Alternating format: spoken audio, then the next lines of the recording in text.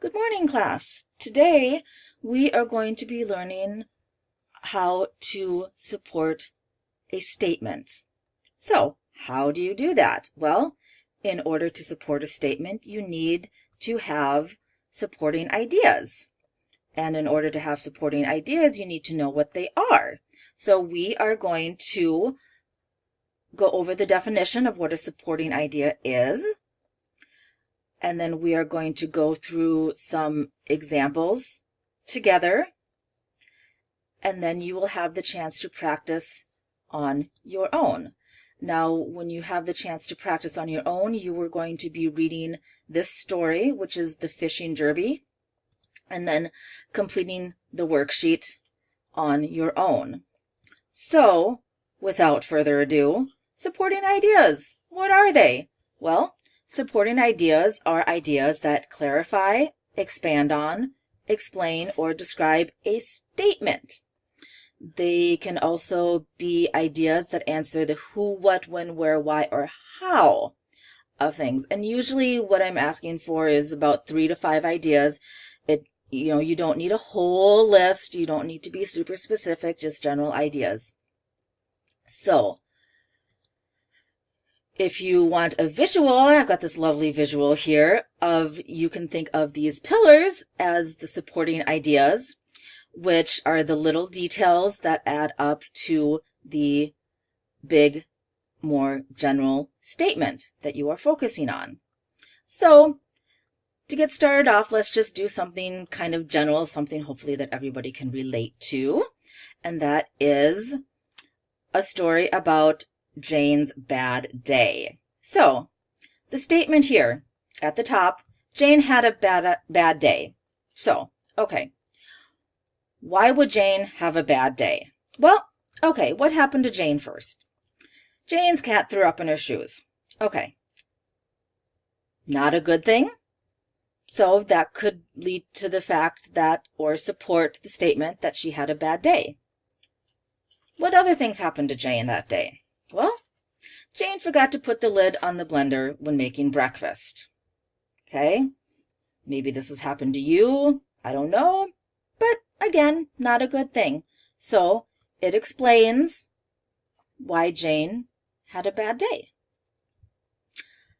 Next thing that happened, Jane's car wouldn't start. Okay, not a good thing. Supports the idea that she is not having a good day. Because usually when cars don't start, that's not a good thing. And because her car wouldn't start, Jane was late for work. Not a good thing to be late for work. Again, it expands on and explains the statement of why Jane had a bad day. And then, to top things off, Jane forgot her phone at home.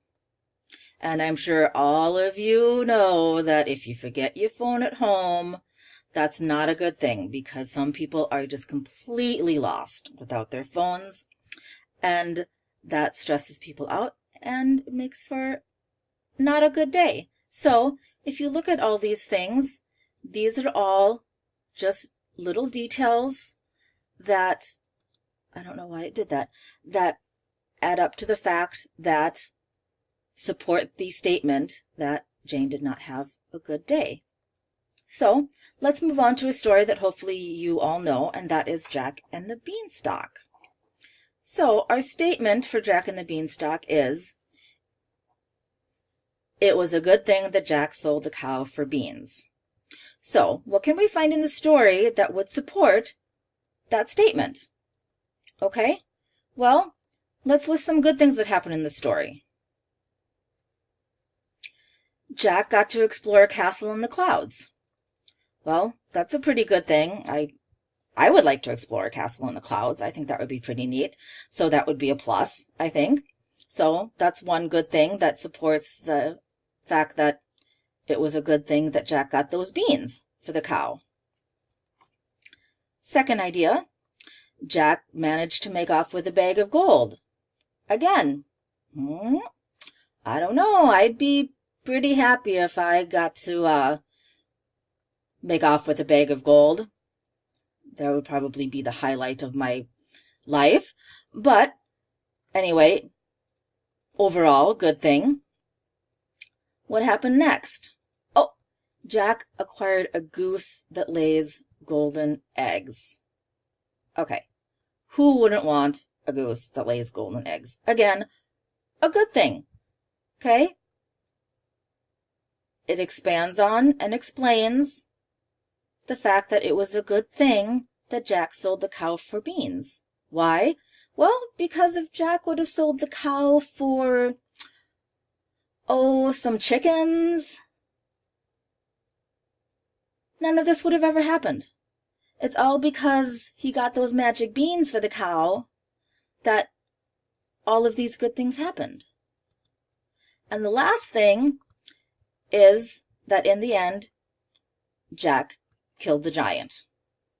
Again, a good thing. So all of these ideas, these little details, support, explain, expand on the statement that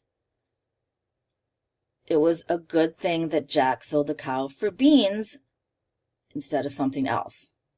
Okay? So again, supporting ideas, things that clarify, expand on, explain, or describe a statement. They answer the who, what, when, where, why, or how. And you only need a few of them. You don't need a whole list. So, last one. Story of Little Red Riding Hood. So we're going to say Little Red Riding Hood has a happy ending. So, why is that? What can we find in the story that would support the fact that Little Red Riding Hood has a happy ending? Well, first of all, she doesn't get eaten by the wolf. Okay, so that's a good thing. Little girl in the forest doesn't get eaten by the big bad wolf. That's a good thing. In the end, the bad wolf dies. Again, a good thing. Makes everybody happy because he's not going around eating grandmothers and little girls in the forest. And the third and last thing is that the grandmother is saved. So the poor little old grandmother does not get eaten by the wolf. So all of these are good things, and they make for a happy ending because everybody is alive and well at the end of the story. So those are just a few examples of supporting details.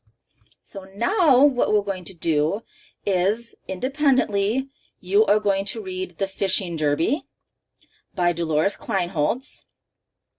And when you are finished reading the story, you are going to fill out this worksheet and write down what you find in the story that would support the statement that Louis did not need expensive equipment to win the fishing derby.